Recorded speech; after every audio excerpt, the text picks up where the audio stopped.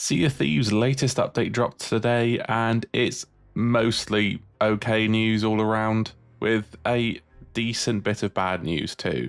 But here's the Emporium content, new patches, handful of gold cosmetics, and some information about Season 15. Today's update brought some much needed quality of life changes to Season 14's content. The blowpipe will now not automatically switch to the next dart, which is a godsend. Now you have to manually select a new ammo type or reload to carry on shooting your explosive dart, for example. You then reload, and you don't have to reselect. The harpoon gun is getting more changes to improve the handling. While I like the harpoon gun in its current state, it does feel a bit finicky. The harpoon length is now the same as the regular harpoon on ships, and you should now accelerate faster when grappling things at a longer distance. The return speed for missed harpoons is also quicker. January will see the ability to grab rowboats, and you won't lose ammo for missing. Overall, the harpoon gun might sit very nicely in the sandbox come January. As for the fixes, keyword is should now. The disguises being locked even after completing the requirements should be purchasable now. Should. Res also provided updates on ban evasion, where they have a new method of catching the sneaky sausages who have been evading bans on alt accounts. I'm reserving judgment for this one until we see them in effect, but I will admit I'm not confident. As for some other changes today, the main one is the outpost clothing.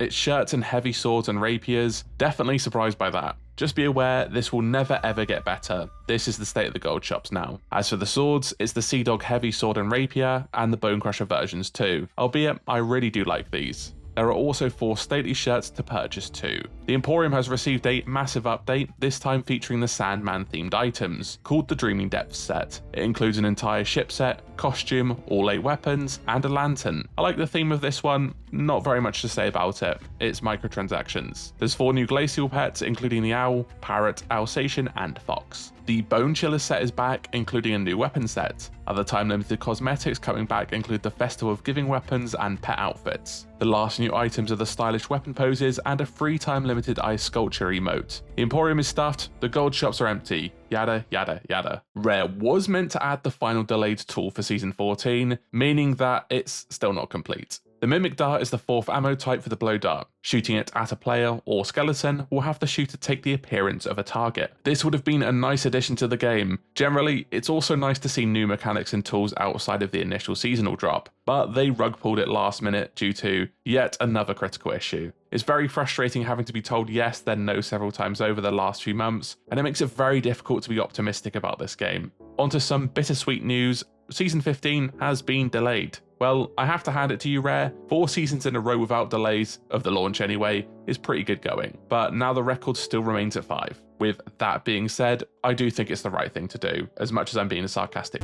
So Season 15 will arrive in February instead, meaning the start of next year will be very quiet, apart from the harpoon changes, I guess. And the Mimic Dart may be coming in January. On the other hand, they have confirmed that the content for Season 15's Hunter's Call update will be staggered, meaning we'll have content for February, March, and April instead of the one and done. This is excellent news, as the current drop method kills the momentum for this game. With any luck, this will mean seasons cease to exist and we have steady content from now on. Safer Seas has had its rewards changed. You can now earn full gold and reputation as you would in High Seas, but you can't earn anything past level 25 in terms of trading company reputation, so Pirate Legend is still unobtainable. Safer Seas remains a bit of a mess, and I think it's not done what it was supposed to, but I do have a whole video discussing this out on Sunday. And it is coming out on Sunday, it's already finished. It's a decent change, but Safer Seas just isn't a great place. The Insider program is also changing. Previously, you just needed to play for an hour to get your reward. Evidently, between new rewards being made and this new change, the Insider program was not acting as intended. Now, players will have to complete a reputation objective in order to stop people AFKing at the outpost.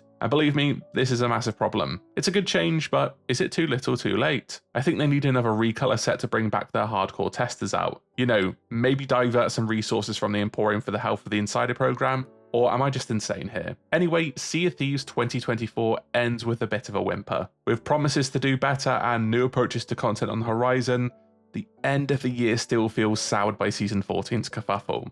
I'm still passionate about this game, both positively and negatively, but I can feel the general vibe slipping to apathy, which is not great. Oh well, there's the news, and there's always next year.